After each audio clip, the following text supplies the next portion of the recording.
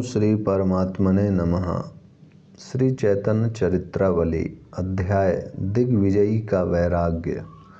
भोग में रोग का भय है, कुल बढ़ने से उसके च्युत होने का भय है, अधिक धन होने में उससे राज भय है, मौन होने में दीनता का भय है, बल में शत्रु का भय है, रूप में वृद्धावस्था का भय है, शास्त्रार्थ अभ्यास में वाद विवाद में हार जाने का भय है, गुणों में दुष्टों का भय है, शरीर में उसके नष्ट हो जाने का भय है। संसार के यावत पदार्थ सभी भय से भरे पड़े हैं, बस एक वैराग ही भय से रहित है। वैराग में किसी का भी भय नहीं है।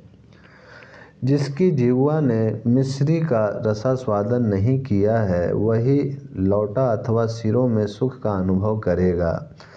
जिस स्थान में गुड़ से चीनी या शक्कर बनाई जाती है, उसके बाहर एक बड़ा सा कुंड होता है। उसमें गुण का संपूर्ण काला काला मैल छन छन कर आता है। दुकानदार उस मैल को कारखानों में से सस्ते दामों में खरीद लाते हैं और उसे तंबाकू में कूट कर बेचते हैं। दुकानदार सिरे को काट के बड़े बड़े पीपों में भरकर और गाड़ी में लाद कर ले जाते हैं। काट के पीपे में छोटे छोटे छिद्र हो जाते हैं, उनमें से सिरा रास्ते में टपकता जाता है। हमने अपनी आँखों से देखा है कि गांव के गवारियाँ उन बूंदों को उंगलियों से उठाकर चाटते हैं और मिठास की खुशी के कारण नाचने लगते हैं। जहाँ कहीं बड़ी बड़ी 10-5 बूंदें मिल जाती हैं, वहाँ वे प्रसन्नता के कारण उछलने लगते हैं और खुशी में अपने को परम सुखी समझने लगते हैं। यदि उन्हें कहीं मिश्री खाने के लिए मिल जाए तो फिर वे उस बदबूदार सिरे की ओर आँख उठाकर भी ना देखेंगे, क्योंकि असली मिठास तो मिश्री में ही है। सिरे में तो उसका मैल है। मिठास के संसर्ग के कारण ही मैल में भी मिठास सा प्रतीत होता है। अज्ञानी बालक उसे ही मिठास समझकर खुशी से कूदने लगते हैं।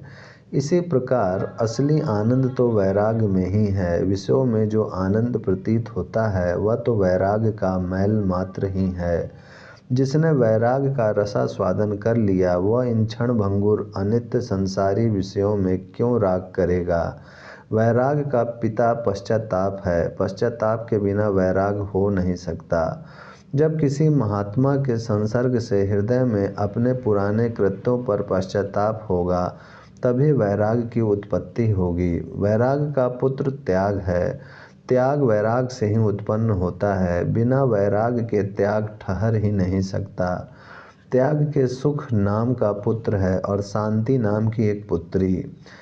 त्याग से बढ़कर परम सुख कोई है ही नहीं। त्याग के बिना सुख हो ही नहीं सकता। भगवान भी कहते हैं, त्याग के अनंतर ही शांति की उत्पत्ति होती है। अतः इस पूरे परिवार के आदि पुरुष या पूर्वज जनक पश्चाताप ही है। पश्चाताप के बिना इस परिवार की वंश वृद्धि नहीं हो सकती। इसीलिए तो सत्संग की इतनी महिमा वर्णन की गई है। महापुरुषों के संसर्ग में जाने से कुछ तो अपने व्यर्थ के कर्मों पर पश्चाताप होगा ही। इसीलिए भगवती श्रुति बार बार कहती है, कृतम स्मर, किए हुए का स्मरण करो। असली पश्चाताप तो सर्वस्व के नष्ट हो जाने पर या अपनी अत्यंत प्रिय वस्तु के ना प्राप्त होने पर ही होता है। जिन्हें परम सुख की इच्छा है और संसारी पदार्थों में उसका अभाव पाते हैं, वे संसारी सुखों में लात मारकर असली सुख की खोज में पहाड़ों की कंदराओं में तथा एकांत स्थानों में रहकर उसकी खोज करने लगते हैं। उन्हीं को विरागी कहते हैं। दिग्विजयी पंडित केशव काश्मीरी की हार्दिक इच्छा थी कि मैं संसार में सर्वोत्तम ख्याति लाभ करूं। भारतवर्ष में मैं ही सर्वश्रेष्ठ कवि और पंडित समझा जाऊं। इसी के लिए उन्होंने देश विदेश में घूमकर इतनी इज्जत प्रतिष्ठा और धूमधाम की सामग्री एकत्रित की थी। आज एक छोटी उम्र के युवक अध्यापक ने उनकी संपूर्ण प्रतिष्ठा धूल में मिला दी। उनकी इतनी ऊंची आशा पर एकदम पानी फिर गया। उनकी इतनी जबरदस्त ख्याति अग्नि में जलकर खाक हो गई। इससे उन्हें बड़ा पश्चाताप हुआ। गंगा जी से लौटकर वे चुपचाप आकर पलंग पर पड़े रहे। साथियों ने भोजन के लिए बहुत आग्रह किया, किंतु तबीयत खराब होने का बहाना बताकर उन्होंने उन लोगों से अपना पीछा छुड़ाया। वे बार बार सोचते थे, आज मुझे हो क्या गया। बड़े बड़े दिग्गज विद्वान मेरे सामने बोल नहीं सकते थे। अच्छे अच्छे शास्त्री और आचार्य मेरे प्रश्नों का उत्तर देना तो अलग रहा, यथावत प्रश्नों को समझ भी नहीं सकते थे। पर आज गंगा किनारे उस युवक अध्यापक के सामने मेरी एक भी ना चली। मेरी बुद्धि पर पत्थर पड़ गए। उसकी एक बात का भी मुझसे उत्तर देते नहीं बना। मेरे समझ में नहीं आता यह बात क्या है। उन्हें बार बार सरस्वती देवी के ऊपर क्रोध आने लगा। वे सोचने लगे, मैंने कितने परिश्रम से सरस्वती मंत्र का जाप किया था।